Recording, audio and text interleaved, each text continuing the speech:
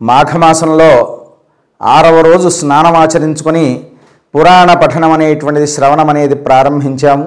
చూడండి, చూస్తుండగానే కాలం అనేది గడిచిపోతూనే ఉంటుంది. అలా మాఘ స్నానంలో మనకు విశేషించి ఒక్క విషయాన్ని చెప్పాడు.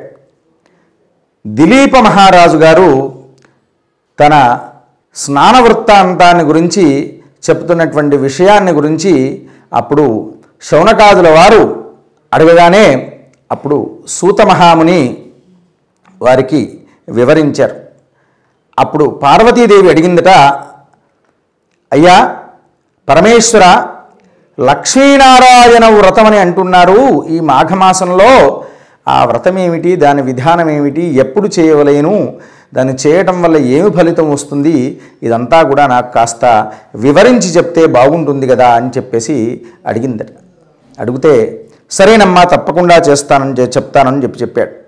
చెప్పేపాటికి అప్పుడు అయ్యా గౌతమ మహాముని అక్కడ నదీ తీరమునందు తన శిష్య బృందంతో నిత్యము మాఘ స్నానం ఆచరించుకోవడం, మాఘ వృత్తాంతాన్నంతా కూడా బోధిస్తూ ఉన్నారు. అందులో నేను విన్నటువంటి విషయాన్ని కూడా కొంత మీకు తెలియజేస్తానయ్యా అని చెప్పేసి దిలీప మహారాజు గారు చెప్పిన విషయాన్ని వృత్తాంతాన్నంతా కూడాను అప్పుడు సూతుల వారు శౌనకాది మహాములకు చెప్పడం మొదలుపెట్టారట. అన్నాడట, మాఘమాసంలో ఎవరైతే సూర్యోదయాత్ పూర్వమే స్నానమాచరించుకొని చక్కగా ఇంటి ముందు గుమ్మము ముందు పేడతో అలికేసి ముగ్గు పెట్టేసేసి అక్కడ సూర్య భగవానుణ్ణి ఎవరైతే ఆరాధిస్తూ ఉంటుంటారో, సూర్య భగవానుని యొక్క పటము పెట్టి ఎవరైతే ఆరాధిస్తూ ఉంటారో అలాంటి వారికి ఆ నారాయణుని యొక్క అనుగ్రహం అనేది పొంది సకల విధాలైనటువంటి పాపాల నుండి నివృత్తి కలుగుతారయ్యా అన్నారు. అంతేకాకుండా లక్ష్మీనారాయణుని యొక్క పటము పెట్టడం, ఈ విధంగా అక్కడ లక్ష్మీనారాయణ్ణి పూజించడం ఎవరైతే చేస్తూ ఉంటారో వారికి తప్పకుండా వైకుంఠలోక ప్రాప్తి అనేది సిద్ధిస్తుంది నాయన అని చెప్పారు. ఇలా మాఘ వృత్తాంతాన్ని చెబుతూ ఆ గౌతమ మహాముని కాస్త తన తన యొక్క శిష్య బృందంతో ముందుకు బయలుదేరేసి నడుస్తూ కొంత దూరం వెళ్ళేసి ఒక ప్రాంతానికి వెళ్ళేసి అప్పుడు వెళ్ళగా ఒక చోట కృష్ణానదీ తీరంలో, నాయన ఛాత్రులారా, విద్యార్థులారా, ఇక్కడ చాలా బాగా ఉంది ప్రదేశం, మనము నిత్యము కృష్ణ స్నానం ఆచరించుకోవచ్చు. అంతేవిధంగా ఇక్కడ మనము మాఘ స్నానం అవుతుంది. అలాగే పెద్ద రావి చెట్టు ఉంది చూడు నాయన, ఇక్కడ ఈ రావి చెట్టు కింద మనం మంటపం అనేది ఏర్పాటు చేసుకుని ఇక్కడ మనం లక్ష్మీనారాయణుని పూజించుకుందాము నాయన అని చెప్పేపాటికి సరే అని చెప్పి ఆ లక్ష్మీనారాయణుని పూజించడం చేత ఆ గౌతమ మహాముని సాక్షాత్తు ఆయన చెంత లక్ష్మీనారాయణ శాలిగ్రామలే ఉన్నాయి ఆయన దగ్గర. ఆ శాలిగ్రామాలను పెట్టేసి చక్కగా పూజిస్తూ ఉన్నారు. ఇలా పూజిస్తూ ఉంటుండగా అక్కడ ప్రతినిత్యము శిష్య బృందం అంతా కూడాను ఆ విధంగా పూజిస్తూ ఉన్నారు, కూర్చుంటున్నారు చక్కగా. ఇలా పూజిస్తూ ఉంటుండగా ఆ దగ్గరలోనే ఒక కుక్క అంటూ వాటికి కూర్చున్నట్టు కనబడింది. ఆ కనబడేపాటికి పాపం కుక్క ఆహారం కొరకే వచ్చి చూస్తూ ఉంటుంది. వీరు అర్చనాది కార్యక్రమాలన్నీ కూడాను ముగిసేపాటికి వారికి అర్చనాదులు పూర్తయిన తర్వాత నివేదన పెట్టిన తర్వాత ఆ నివేదనను ఎవరికైనా దానం ఇవ్వడము, పశువులకో పక్షులకో లేకుంటే ఎవరికైనా బ్రాహ్మణోత్తమునకు పెట్టడము, అతిథులకు పెట్టడం అనేటువంటిది సహజం. ఆ నివేదన చూడగానే పాపం ఆ కుక్కకు ఎంతో ప్రాణము లేచినట్టయింది. అది దగ్గరకు వచ్చి చూస్తూ ఉన్నదట. ఆ నివేదనను చూసేపాటికి ఆ విద్యార్థులు ఏమన్నారట, అయ్యా ఆ కుక్కను గదిమేపాటికి ఆ కుక్క ఏమైంది, అలా ముందుకు వెళ్ళేసి మళ్ళీ తిరిగి వచ్చి అలా కూర్చున్నదట. కూర్చునేపాటికి మళ్ళా నిత్యం అర్చన జరిగింది యథాప్రకారంగా. 2వ రోజు అర్చన జరిగింది. ఆ 2వ రోజు కూడా ఇదే విధంగా జరిగేపాటికి మళ్ళీ కుక్కను అప్పుడేం చేశాడు, ఆ యొక్క మునీశ్వరుల వారి యొక్క మంత్రదండం ద్వారా ఆ కుక్కను కొట్టేపాటికి మళ్ళీ యథాప్రకారంగా ఆ కుక్క ఇలా పరిగెత్తుకుంటూ వెళ్ళేసి మళ్ళీ రావి చెట్టు చుట్టూ తిరిగి వచ్చి మళ్ళీ కూర్చున్నదట. ఇలా 3వ రోజు కూడా ఇలా సంభవించింది. ఆ సంభవించేపాటికి అప్పుడు వెంటనే ఆ కుక్కను చూశాడు. ఏమిటి, ఎంత కొట్టినా మందలించినా కుక్క అనేది వెళ్లకుండా ఉన్నది కదా అని చెప్పేపాటికి, అప్పుడు చాలా తీక్షణంగా చూసేపాటికి ఆ కుక్క పూర్తిగా మానవ రూపాన్ని ఎత్తేసేసింది. అక్కడతో ఎత్తేపాటికి గౌతమ మహాముని ఆశ్చర్యాన్వితుడయ్యాడు. ఏమిటి ఇలా సంభవించడం ఏమిటి అని చెప్పేసేసి, అప్పుడు అయ్యా ఇప్పటివరకైతే కుక్క ఉన్నది, ఇప్పుడే మానవ రూపం వచ్చేసేసింది ఏమిటి అని చెప్పేసి, నీవు ఎవరినైనా ఇంతకుముందు వరకు కుక్క రూపంలో ఉన్నావు, ఇప్పుడు మానవ రూపంలో వచ్చేసావు కదా అంటే, అప్పుడు అన్నాడు కదా, అయ్యా మీరు లక్ష్మీనారాయణుని అర్చించారు, నేను పూర్వజన్మలో కళింగ రాజును సర్వాలంకార భూషితుడై నేను మాఘస్నానం ఆచరించుకుంటూ ఉండగా మాఘపురాణం అనే వింటున్నాను, మాఘస్నానం మాత్రం ఆచరించుకోలేదు.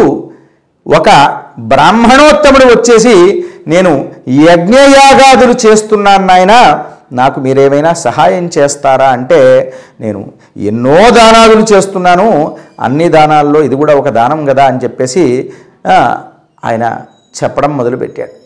చెప్పేపాటికి ఈ యజ్ఞం చేయడం వల్ల ఈ విధమైన ఫలితం వస్తుంది. యజ్ఞయాగాదుల్లో ప్రతి ఒక్కరి సహాయం అనేటువంటి చాలా ప్రధానమండి. కర్త కారజిత చైవ ప్రేరక అనుమోదక సుకృతే దుష్కృతే చైవ చత్వార సమభాగిన అని చెప్పారు. చేసేవారు, చూసేవారు, చేయించేవారు, చేయాలని ప్రేరేపించేటువంటి వాళ్ళు, ఇలాంటివి అన్ని విషయాలు అందరి సహకారం ఉంటే కానీ యజ్ఞయాగాదులు అనేటువంటి జరగవు. ఒక్కరు చేస్తా అన్నా ఎంత డబ్బు ఉన్నప్పటికి కూడాను ఒకరు చేయడం వల్ల కాదు, ఇతరుల యొక్క సహాయ సహకారాలు అనేటువంటివి కాయికంగా కానీ, వాచికంగా కానీ, మానసికంగా కానీ, వస్తు రూపంలో కానీ, ద్రవ్య రూపంలో కానీ, ఏ విధంగా ధన రూపంలో కానీ ఏదో ఒక రకమైనటువంటి సహాయం అనేది అవసరమనేటువంటిది ఉంటుంది నాయన. మీరైతే సాక్షాత్తు మహారాజులు, యజ్ఞానికి ఏమైనా సహాయం చేస్తారేమో అని అడిగారు. అలాగే ఇది చాలా మాఘమాసం అండి, చాలా గొప్పనైన మాసము, మాఘ స్నానం ఆచరించుకోండి అని అనేపాటికి, నేను ఇన్ని దాన ధర్మాదులు చేస్తున్నాను, ఇదేదో స్నానం ఆచరించడం వల్ల ఏమవుతుందయ్యా, దానం చేస్తే గొప్పగా ఫలితం వస్తుంది, చదువు చెప్పించామంటే ఫలితం వస్తుంది, ఎవరికైనా బ్రాహ్మణోత్తమునికి స్వయంపాక దానం ఇచ్చామంటే ఫలితం వస్తుంది, సువర్ణ దానం ఇచ్చామంటే ఫలితం వస్తుంది, భూదానం ఇస్తే మంచి ఫలితం వస్తుంది, గోదానం ఇస్తే మంచి ఫలితం ఇస్తుంది అని చెప్పారు శాస్త్రంలో. కానీ స్నానం ఆచరిస్తే ఏమొస్తుందయ్యా అని చెప్పేసి ఎగతాళిగా మాట్లాడాడు. ఆ విషయం బ్రాహ్మణోత్తమునికి మనస్సుకు నొచ్చుకొని సరే నాయన అని చెప్పేసేసి వెళ్ళిపోతూ ఉన్నాడు. ఇలా వెళ్ళిపోతూ ఉండగా అప్పుడు, అయ్యో మహానుభావ, మీకు నేను యజ్ఞయాగాదులకు కావలసినటువంటి ద్రవ్యాదులు ఇస్తానని చెప్పానయ్యా, ఆ ద్రవ్యాదులు ఇస్తాను తీసుకునంటే, ఆ బ్రాహ్మణేమి మాట్లాడకుండా వెళుతూ ఉండుంటే, అయ్యో మహానుభావ పొరపాటు అనేది జరిగింది, మీరు ఆగండి అని చెప్పేసి తనకు తోచిన ద్రవ్యాదులు ఇచ్చేపాటికి అయిష్టంగానే తీసుకున్నాడు. ఇలా అయిష్టంగా తీసుకోవడం వల్ల నేను ఆ బ్రాహ్మణోత్తముని యొక్క శాపం వల్ల, ఆయన చెప్పాడు కదా, ఎవరైతే మాఘ స్నానము ఆచరించడో, మాఘ స్నానాన్ని ధిక్కరిస్తాడో, స్నానము మహాత్మ్యము చెప్పినప్పుడు ఇందులో ఏముందని ధిక్కరిస్తారో అలాంటి వారికి 7 జన్మల వరకు కుక్క జన్మ ఎత్తుతారయ్యా అని చెప్పేసి భగవత్ శాపం ఉండటం వల్ల, నేను ఆ బ్రాహ్మణోత్తముడు నాకేమి శాపం పెట్టలేదు, కానీ నేను అహంకారోపేతంగా ఇచ్చినటువంటి ద్రవ్యాదులు ఆ బ్రాహ్మణోత్తముడు కాదనలేక తీసుకున్నాడు. ఆ ద్రవ్యాదులు యజ్ఞయాగాదులో వాడకపోవడం వల్ల ఆ భగవంతుడు, ఇంత సద్బ్రాహ్మణ్ణి నీవు ధిక్కరిస్తావా అని చెప్పేసి భగవత్ శాపం వల్ల నేను ఈ యొక్క కుక్క జన్మనెత్తాను 7 జన్మల పర్యంతము.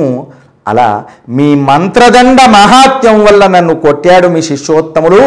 కొట్టడం చేత నేను ఈ విధంగా 3 రోజుల పాటు ప్రదక్షిణం చేశాను. 3 ప్రదక్షిణాలు చేయడం వల్ల నా యొక్క పూర్వవృత్తాంతం అనేటువంటిది ఏర్పడిందయ్యా, నా యొక్క పూర్వజన్మ ఏర్పడింది అయ్యా అని గౌతమ మహామునికి చాలా సవినయంగా నమస్కారం చేసి చెప్పాడు. అప్పుడు గౌతమ మహాముని అన్నాడు కదా, అయ్యా మహానుభావ, ఏమిటి ఇంత వృత్తాంతం ఉందా అని తాను కళ్ళు మూసుకొని చక్కగా అవలోకించాడు. అప్పుడు గౌతమ మహాముని ప్రార్థించాడు, మహానుభావ, నేనేమైనా చేసుకున్నటువంటి ఇంకా ఏమైనా పాపాలున్నాయా, చెప్పండి, నా యొక్క నివారణం ఏదైనా ఉన్నట్లయితే చెప్పండి. ఈ విధంగా ఇంత 7 జన్మల పర్యంతం కుక్క జన్మనెత్తి ఈ విధంగా బాధపడిపోతున్నాను, కాబట్టి ఏమైనా ఇంకా పాప పరిహారం ఉంటే చెప్పండి అని చెప్తూ ఉంటుంటే నీ వృత్తాంతమంతా కూడాను నేను అవలోకించి చూశాను. నిజమే, నువ్వు చేసినటువంటి ఆ బ్రాహ్మణోత్తమును చేసినటువంటి మహాపరాధము. కాబట్టి ఈ ప్రాయశ్చిత్తంగా ఇక్కడ నువ్వు మాఘ స్నానం ఆచరించిన ఆయన ఇప్పుడు అని చెప్పాడు. సరే అని చెప్పేసి మాఘ స్నానం ఆచరిస్తూ ఉన్నాడు. ఈ విధంగా ఆహారము లేక ఇంతకాలం అలమటించిపోయాను, ఎవరైనా ఆహారం అనేటువంటిది ఉంటేనే బతకగలడు, అలమటించిపోయానయ్యా అని చెప్పేసి తన వృత్తాంతాన్నంతా కూడాను, తన పూర్వజన్మ వృత్తాంతాన్నంతే దానికి కారణాన్ని గురించి చెప్పేపాటికి అప్పుడు తాను భుజించడానికి ఏమీ దొరకకపోవడం వల్లే ఈ విధంగా జరిగిందయ్యా అని చెప్పాడు. ఇలా వృత్తాంతమంతా కూడా చెబుతూ ఉంటుండగానే ఆ యొక్క రావి చెట్టును అశ్వత్థ నారాయణుడు అంటారు నాయన. కాబట్టి ఎక్కడనైనా రావి చెట్టు అనేటువంటిది కనబడితే దానికి నమస్కారం చేసుకోవాలి. సాక్షాత్తు నారాయణ స్వరూపుడు కనుక ఎప్పుడు కూడాను మనం రావి చెట్టును తక్కువగా చూడకూడదు. ఎన్నో ఔషధాలకు కూడా ఉపయోగపడుతుంది. మూలతో బ్రహ్మరూపాయ, మధ్యతో విష్ణురూపిణే, అగ్రత శివరూపాయ, వృక్షరాజాయతే నమః అని కూడా శాస్త్రంలో చెప్పారు, ఆయుర్వేదంలో కూడా చెప్పడం జరిగింది. ఇలాంటివి అనేక విషయాలు మనకు చెప్పారు. కనుకనే నేను నీకు చెబుతున్నాను, ఈ విధంగా మాఘ స్నానం ఆచరించుకొని చక్కని పుణ్య ఫలితాన్ని పొందు నాయనా అని ఇలా చెబుతూ ఉండగానే ఆయన యొక్క ఆ చెట్టు రంధ్రంలో నుంచి ఒక మండూకము ఎగిరి ఆ యొక్క పందిరిపై పడింది. మండూకం అంటే ఏమిటి? కప్ప ఎగిరి పడింది. రాజుగారు ఒకేసారి ఇక్కడ రాజుగారు ఆశ్చర్యాన్వితుడయ్యాడు, అంతేవిధంగా మునీశ్వరుడు ఆశ్చర్యాన్వితుడయ్యాడు. అప్పుడు ఆశ్చర్యాన్వితుడవడం చేత ఆ కప్ప ఏమి జరిగింది, ఏమి చేసింది, దాని యొక్క వృత్తాంతాన్ని గురించి మనము మరుసటి రోజులో చెప్పుకోవడానికి ప్రయత్నం చేద్దాం. నేటి కథ అనేటువంటిది ఈరోజు ఇప్పటితో ముగుస్తుంది. స్వస్తి ప్రజాభ్య పరిపాలయంతాం న్యాయేన మార్గేణ మహిం మహిషాః. గోబ్రాహ్మణేభ్యః శుభమస్తు నిత్యం. లోకాః సమస్తాః సుఖినో భవంతు.